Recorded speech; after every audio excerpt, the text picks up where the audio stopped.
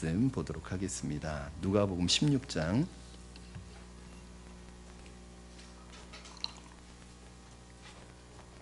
1절에서 13절. 누가복음 16장 1절에서 13절까지 말씀을 저와 여러분 한 절씩 교독하시고 마지막 13절 합독해서 하나님 말씀 받도록 하겠습니다.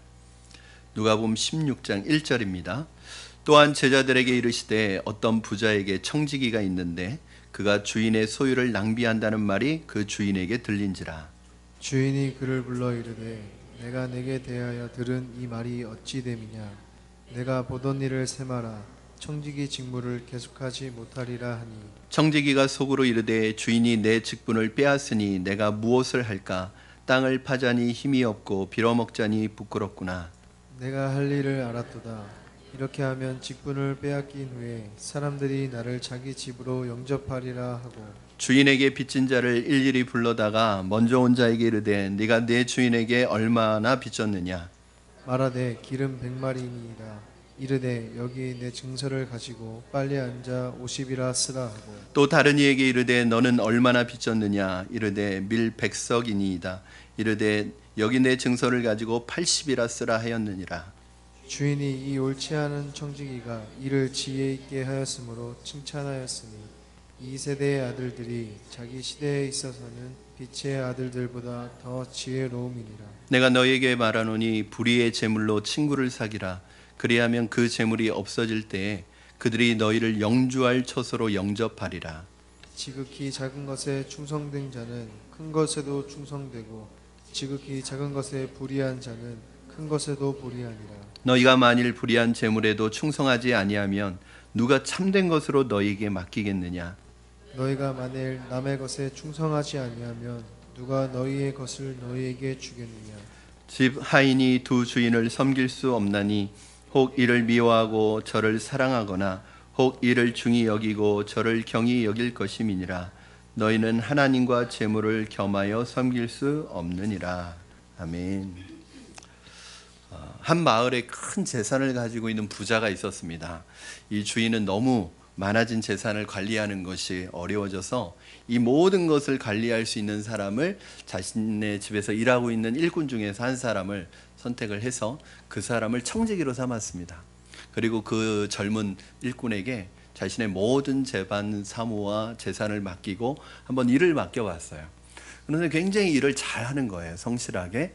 그래서 이제 완전히 맡겨도 되겠다 해서 그 젊은 일꾼에게 모든 것을 맡기고 이 주인은 거기에 신경을 쓰지 않고 필요한 일들을 돌아보게 되었습니다.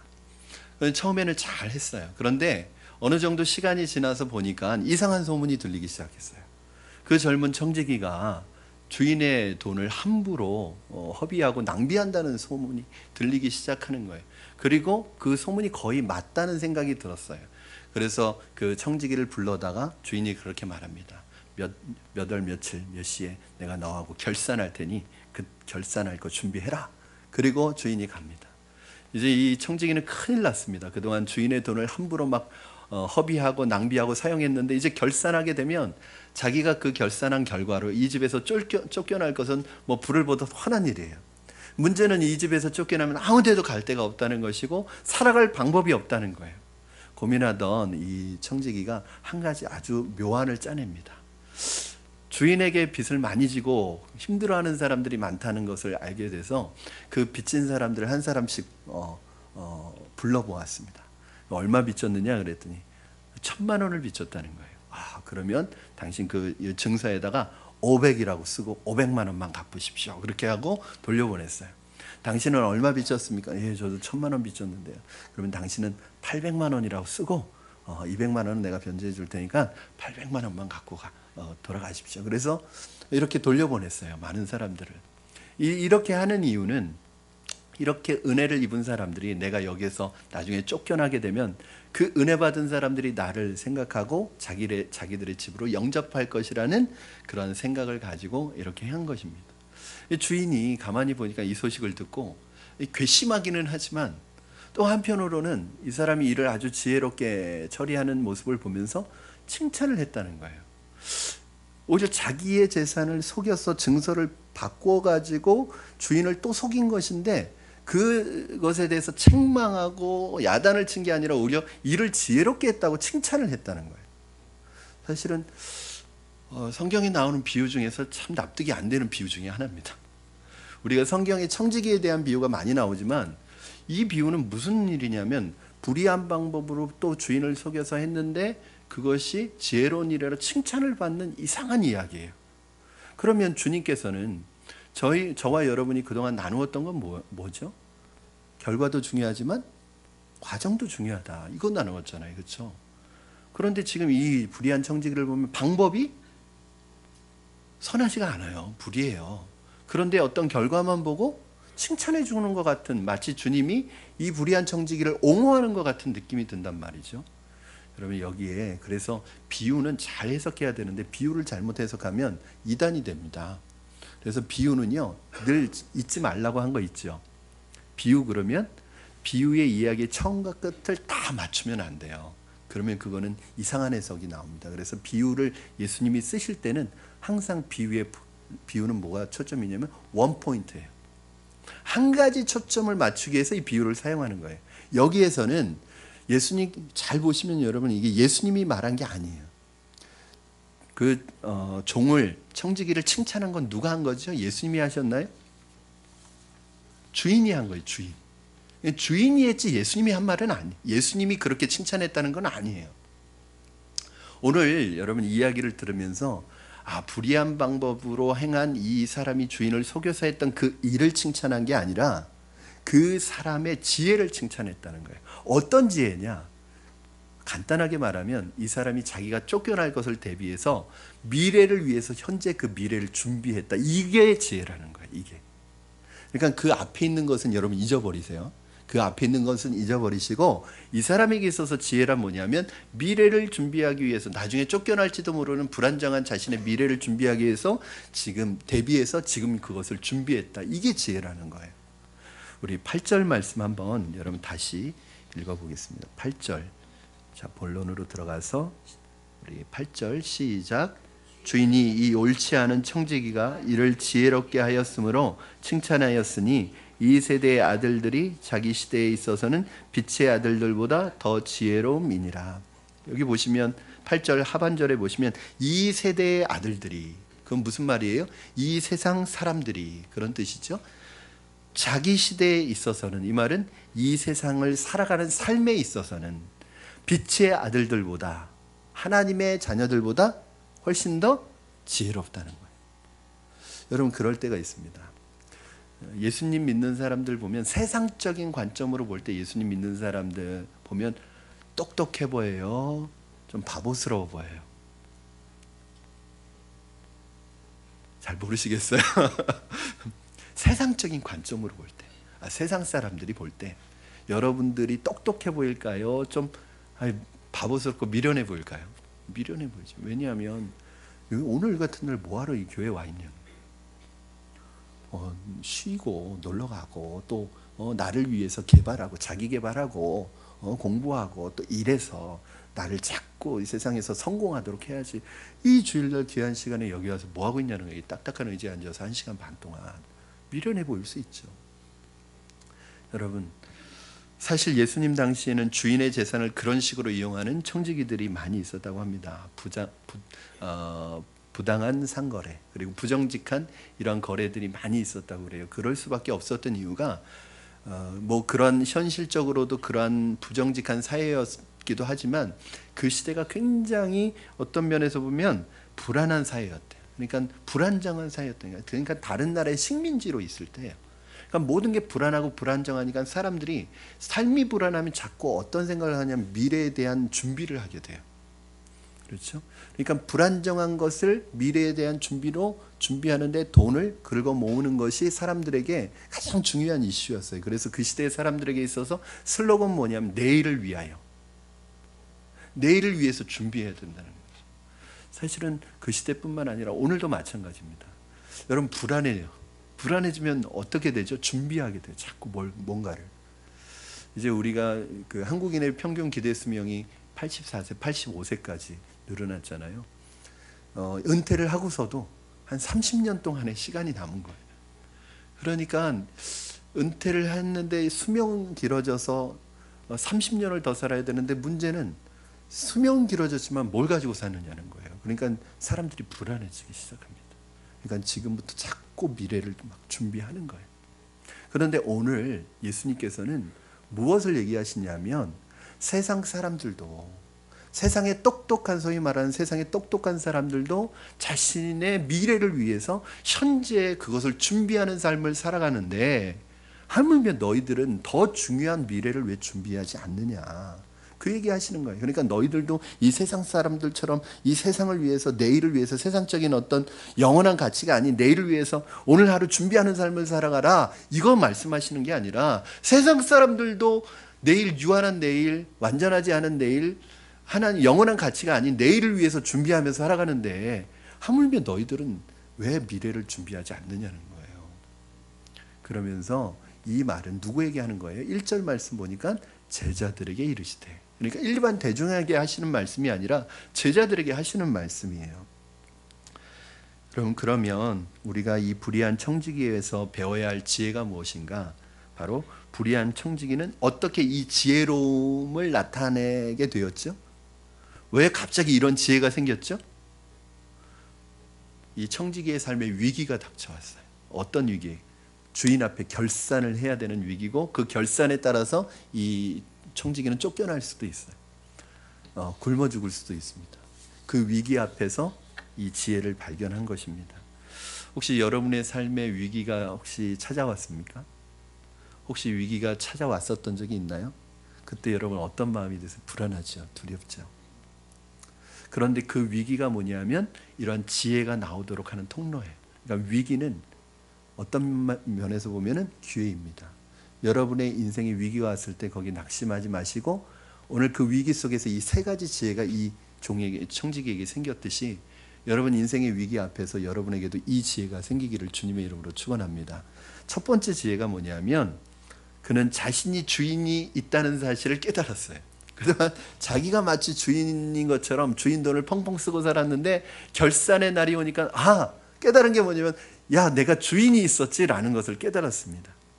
여러분에게 묻고 싶습니다. 여러분에게 주인이 있으십니까? 다시 한번 묻습니다. 여러분 대답할 때까지 물을 거예요. 여러분에게 주인이 있으십니까? 우리 믿는 그리스도인이라면 누구든지 내 인생에 우리의 주인이 하나님이시라는 것을 주저할 사람은 아무도 없습니다. 그러나 문제는 나의 주인이 하나님이라는 것을 깨닫고 하루하루 하나님을 의식하면서 살아가고 있느냐는 것입니다. 우리가 휴머니즘이라는 단어를 사용할 때 휴머니즘이 여러분 좋은 단어 같지만 사실은 세상 사람들은 이 휴머니즘이 세상을 살아가는 요즘의 키워드입니다. 그러니까 요즘에 이 휴머니즘이 있어야 돼요. 그렇죠? 이게 모든 가치의 판단의 기준이 되었어요. 그러나 복음주의적인 학자들의 의견에 공통된 의견이 있습니다. 세속적인 휴머니즘은 어떠한 이단 사상보다도 위험한 사상이래요. 이게 무슨 말이냐? 그러니까 세속적인 휴머니즘의 슬로건이 뭐예요, 여러분? 네가 네 인생의 주인이다, 이거거든요.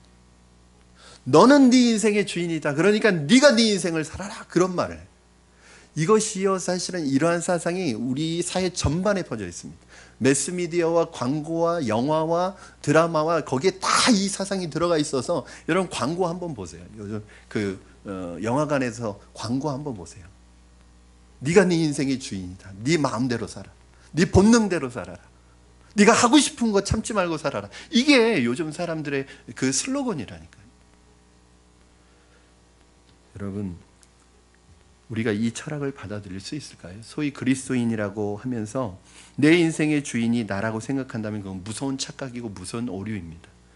우리들의 주인은 내가 아닙니다. 하나님이십니다. 그런데 우리는 하나님이 주인이라는 것을 망각하고 내 마음대로 살아가고 있지는 않습니까? 무신론자라는 말을 말할 때 무신론자는 뭐냐면 하나님의 존재를 믿지 않는 사람을 무신론자라고 얘기하고 그러한 사상을 무신론이라고 합니다. 여러분이 이거는 들어보셨을 거예요. 그런데 실천적 무신론이라는 말 혹시 들어보셨나요? 실천적 무신론.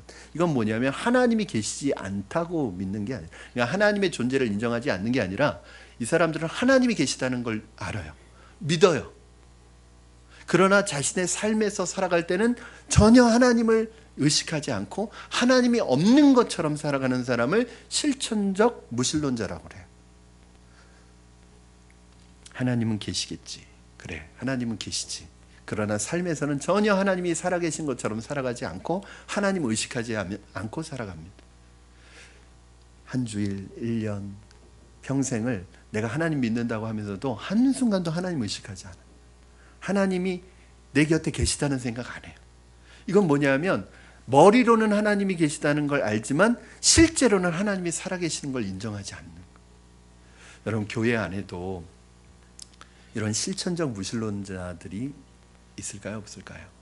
있어요. 바울은 디도서 1장 6절에서 이렇게 말씀합니다. 그들이 하나님을 시인하나 행위로는 부정하니. 그러니까 하나님을 입으로는 시인하는데 행위로는 부정한대요. 삶에서는 하나님이 없는 것처럼 살아간다는 거예요. 하나님이 없는 것처럼 하나님을 부정하는 태도로 삽니다. 내 관념 속에, 이론 속에 기도할 때만 종교적으로 형식적인 언어로 주여라고 부르짖지만 실제로 하나님과는 전혀 상관없는 삶을 살아가는데 이러한 분들에게 결산의 날이 온다는 거예요. 그들이 주인 대신 창조주 하나님 앞에 서야 하는 날이 온다는 사실을 알아야 합니다. 그때 우리는 이를 가며 슬피 울며 내 인생에 주인이 있었구나, 실제로 주인이 있었구나 하는 것을 깨닫게 되지만 그때는 너무 늦어버린다는 거예요. 우리 본문에 나타나는 사람은 참으로 나쁜 사람입니다. 그러나 그는 뒤늦게나마 주인과 결산하기 전에 뭘 깨달았냐면 내 주인이 있다는 것을 깨달았습니다.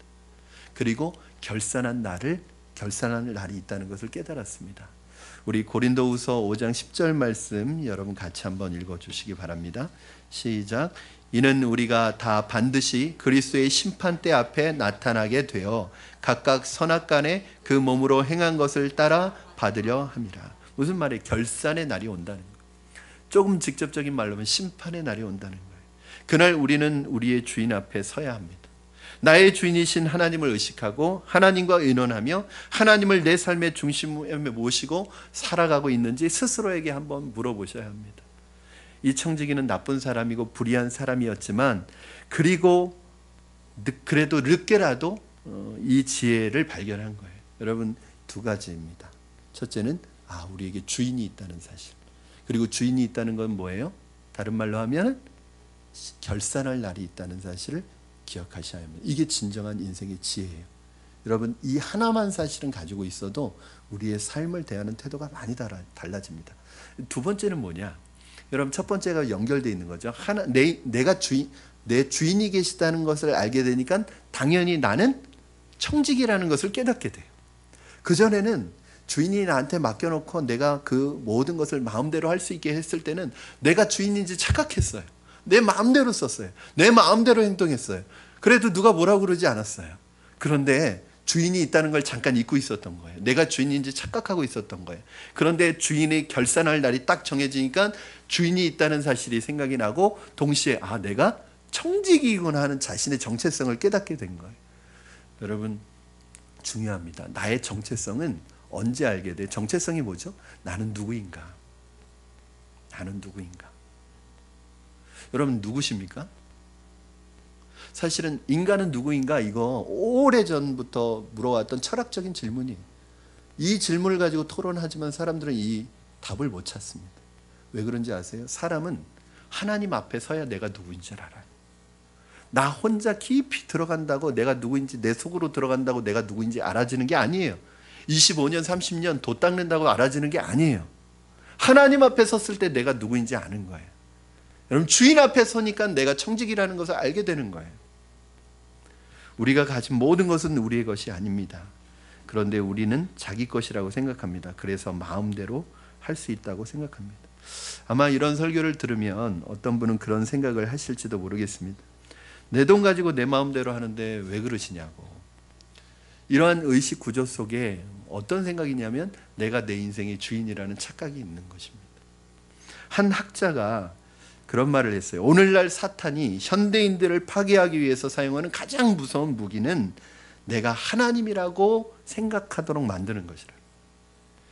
이런 말을 들으면 아마도 어떤 분은 나는 하나님이라고 생각한 적 한 번도 없다, 나는 하나님이라고 말한 적도 없다 라고 말씀하시지만, 내 삶에서 내가 가진 것을 가지고 내 지식과 내 물질과 내 건강과 내 힘과 내가 가진 모든 것을 나만을 위해서 내 마음대로 사용하면서 살아가는 것 자체가 내가 하나님이라고 말하고 있는 거예요.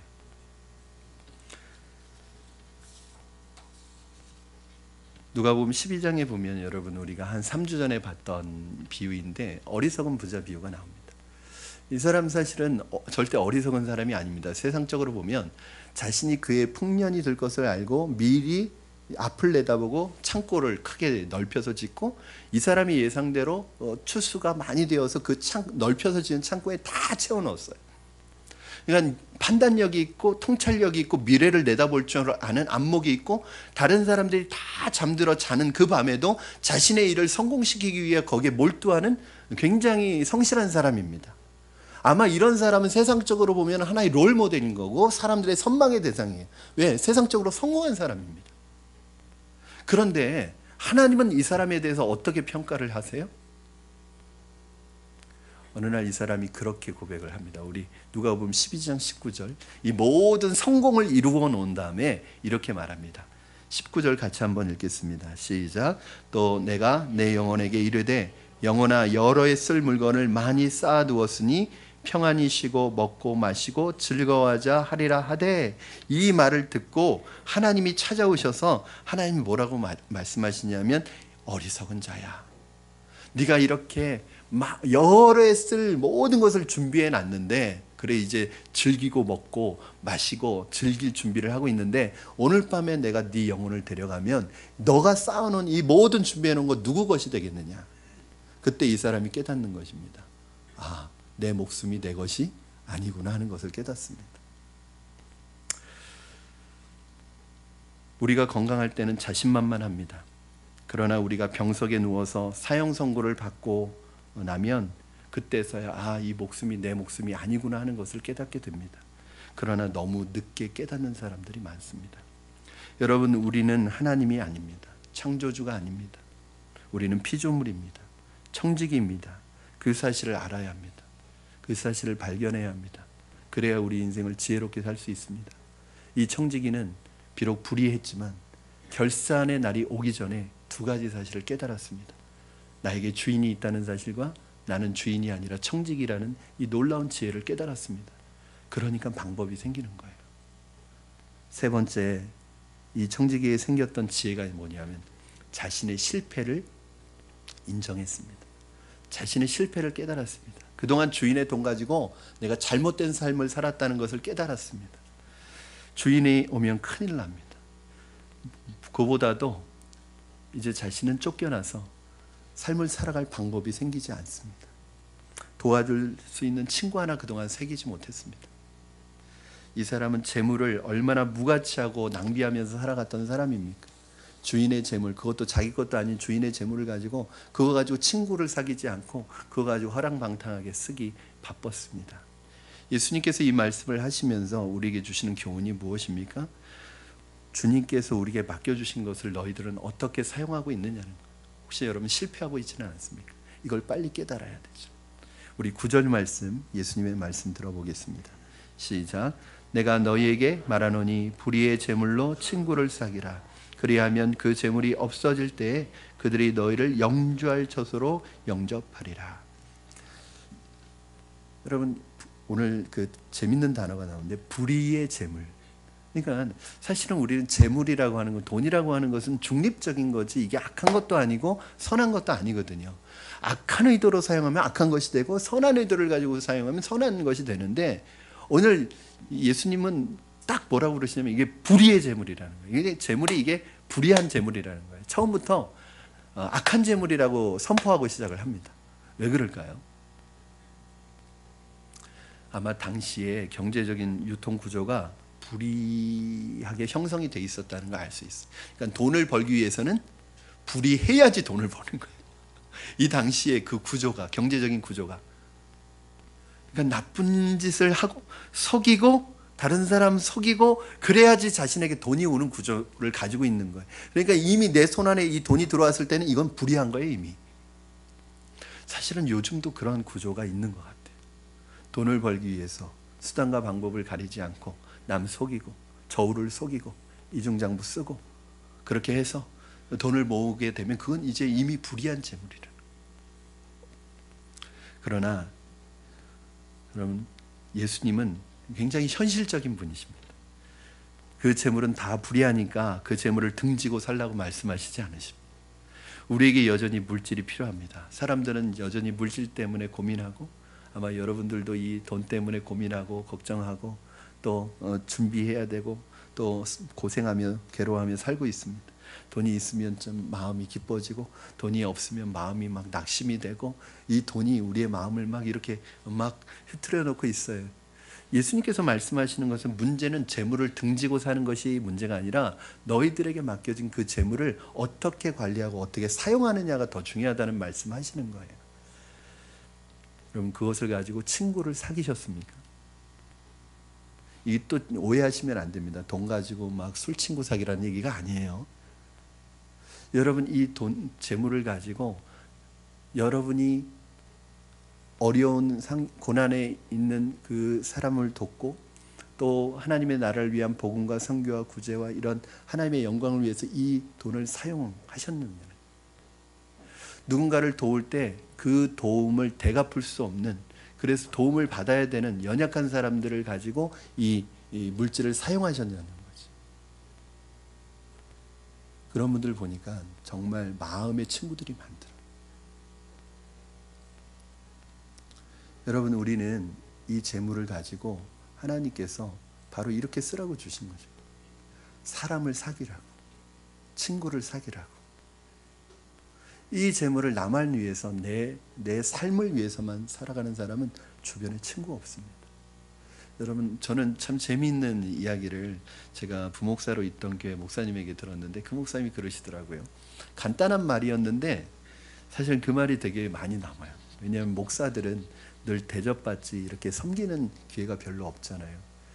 그래서 저는 그 이야기를 들으면서 나는 좀 섬기는 목사가 돼야 되겠다는 생각을 많이 합니다. 뭐냐 하면, 최근 한 달이나 3개월 안에 한 번도 짜장면이라도 다른 사람 대접한 적이 없다면 지금 당신의 삶은 건강한 것이 아니다, 이렇게 얘기를 해요.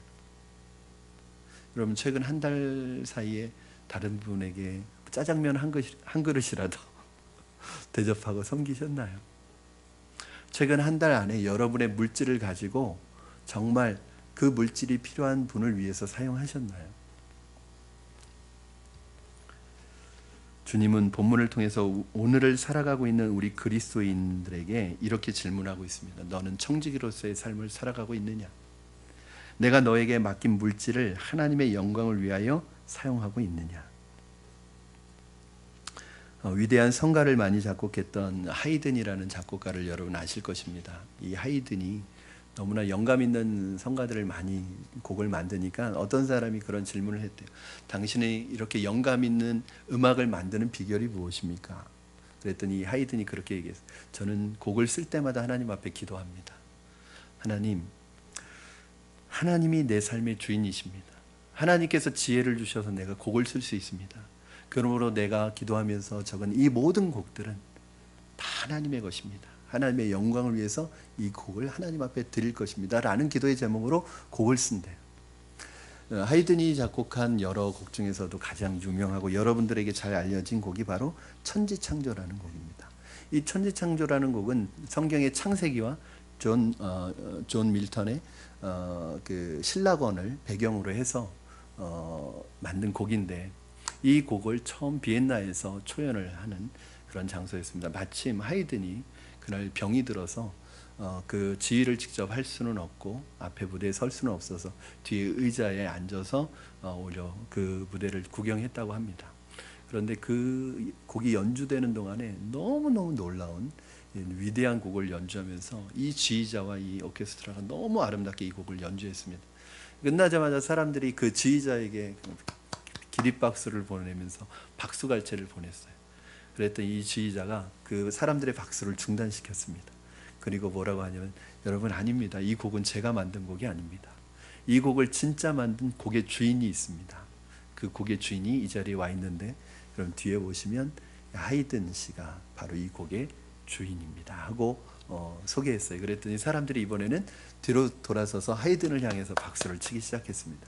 근데 하이든이 일어나서 또 박수를 중단시키면서 여러분 아닙니다. 이 곡은 제 곡이 아니라 하나님의 지혜로서 하늘로부터 온 곡입니다.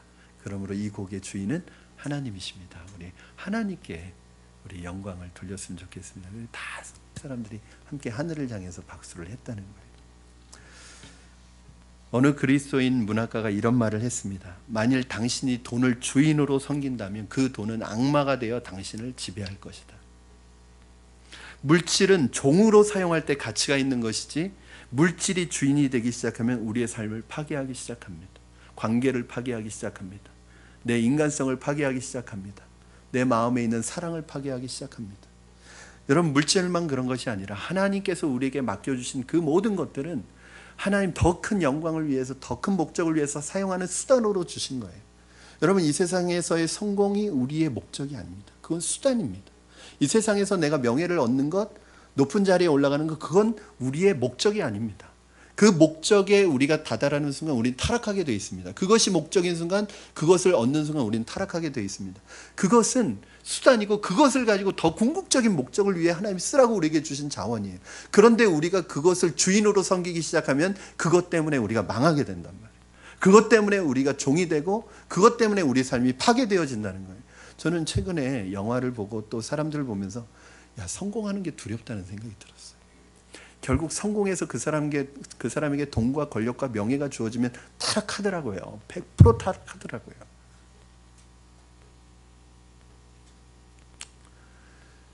여러분 저는 한 가지 더 말씀드리고 싶습니다. 하나님 우리의 생명과 목숨과 재물과 모든 게 내 것이 아니라 하나님이 나에게 맡겨주신 것이듯이 자녀도 내 아들, 딸이 아닙니다. 여러분 착각하시면 안 됩니다. 자녀도 하나님의 아들, 딸을 우리에게 맡겨주신 거예요. 내 소유가 아닙니다. 그런데 그 자녀를 우상으로 섬기기 시작하면 그 자녀가 나를 지배합니다. 나중에 후회합니다.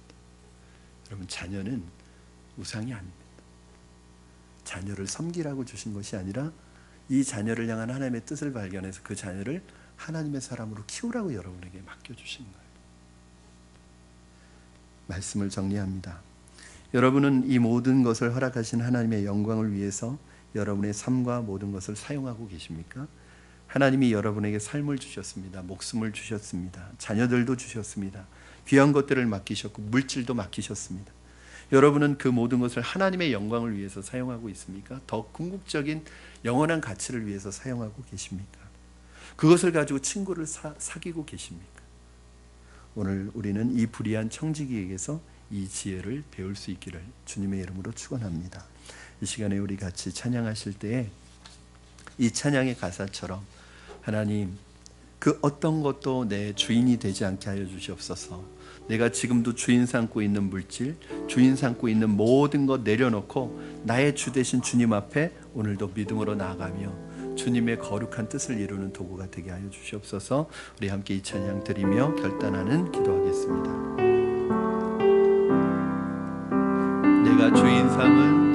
내가 주인 삼은 모든 것 내려놓고 내 주 대신 주 앞에 나가 내가 사랑했던 모든 것 내려놓고 주님만 사랑해. 우리 다시 한번 고백합니다. 내가 주인 삼은 모든 것 내려놓고 내 주 대신 주 앞에 나가 내가 사랑했던 모든 것 내려놓고 주님만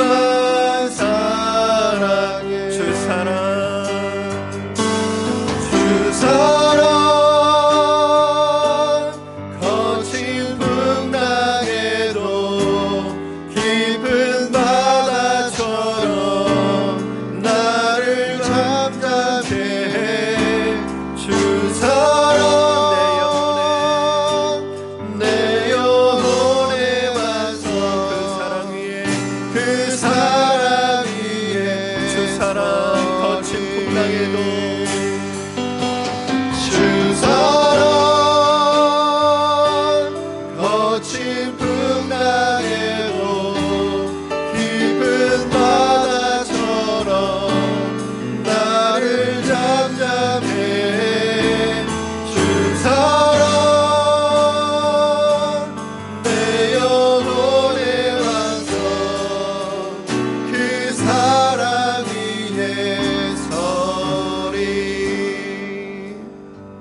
자는 우리 기도하시겠습니다. 기도하실 때 여러분 혹시 삶의 위기 앞에 서 있거나 어려움 앞에 있다면 그때가 바로 하나님이 우리에게 주시는 지혜를 발견할 때입니다. 그 위기 앞에서 어려움 앞에서 하나님 이렇게 고백했으면 좋겠습니다. 하나님이 내 주인이십니다. 우리 인생의 주인이시고 내 영혼의 주인이십니다. 염려하고 걱정근심하지 않게 하여 주시옵소서. 하나님 내가 주인의 청지기임을 주님의 청지기임을 기억하고 오늘도 내게 맡기신 모든 것들 하나님 영광을 위하여 더 궁극적인 가치를 위하여 영원한 가치를 위하여 사용할 수 있는 지혜를 허락하여 주시옵소서. 하나님 나중에 주님 앞에 결산할 때 주님 앞에 섰을 때 잘했다 착하고 충성된 종아 네가 작은 일에 충성하였으니 내가 더 큰 것으로 내게 맡기겠다는 주님의 칭찬을 받는 우리가 되게 하여 주시옵소서. 이 시간에 주신 말씀 붙들고 우리 같이 결단하며 기도하겠습니다. 살아계셔서 역사하시는 하나님 아버지 감사합니다. 이 시간에 우리 모든 것들 주님 앞에 다시 한번 내려놓습니다. 위기 앞에 있든지 어려운 가운데 있든지 다시 주님 앞에서 우리의 믿음을 결단하게 하시고 우리의 믿음을 주님 앞에 내려놓게 하시고 주님의 주시는 대로 새로운 이야기를 주시옵소서. 하나님 우리에게 지혜를 주시옵소서. 하나님이 우리의 인생의 주인인 것을 깨닫게 하여 주시옵소서. 내가 내 인생의 주인이 아니라 청지기인 것을 깨닫게 하여 주시옵소서. 주님께서 맡기신 모든 것들 내 것처럼 사용하지 않게 하여 주시고 더 영원한 가치와 궁극적인 가치와 친구를 사귀는데 의미 있는 곳에 나의 물질이 사용되어 줄 수 있도록 주님 축복하여 주시고 역사하여 주시고 인도하여 주시옵소서. 우리 주님 앞에 선 그날까지 우리의 삶을 아름답게 주님 앞에 준비시켜 갈 수 있도록 도와주시옵소서. 살아계신 하나님 아버지 날마다 우리의 삶 속에 다가오는 위기 앞에서 낙심하거나 절망하거나 주눅들지 않게 하시고 우리의 인생의 주인 되시는 주님 앞에 다 맡기게 하여 주시옵소서. 하나님 그 위기 앞에서 우리에게 절망이나 탄식이 아니라 지혜를 주셔서 내 인생의 주인이 하나님이시며 하나님이 우리의 인생을 책임져 주실 줄로 믿고 내가 청지기로서 맡겨진 나의 역할을 감당해 갈 수 있도록 도와주시옵소서. 더 이상 내가 내 인생의 주인인 것처럼 착각하며 살아가지 않게 하여 주시고 주님 앞에 결산하는 날 주님 앞에 서는 날이 오기 전에 우리에게 주신 것을 가지고 영원한 가치를 위하여 의미 있는 일들을 위하여 궁극적인 것을 위하여 하나님 사용할 수 있는 지혜로움을 우리에게 허락하여 주시옵소서. 그리하여 주님 앞에 서는 날 착하고 충성된 종이라는 칭찬을 받을지언정 악하고 게으른 종이라는 주님의 책망받지 아니하는 주의 성도들 다 될 수 있도록 축복하여 주시옵소서. 예수님의 이름으로 기도드리옵나이다. 아멘. 우리 다 같이 잘